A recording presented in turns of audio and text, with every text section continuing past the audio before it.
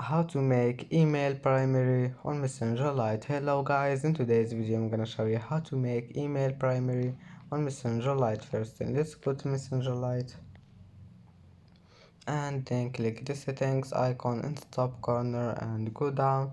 Here you will find account settings. Click on it and then click personal information, and now click contact info, and now just select any email you want. I have just one email. Click on it and then click make primary,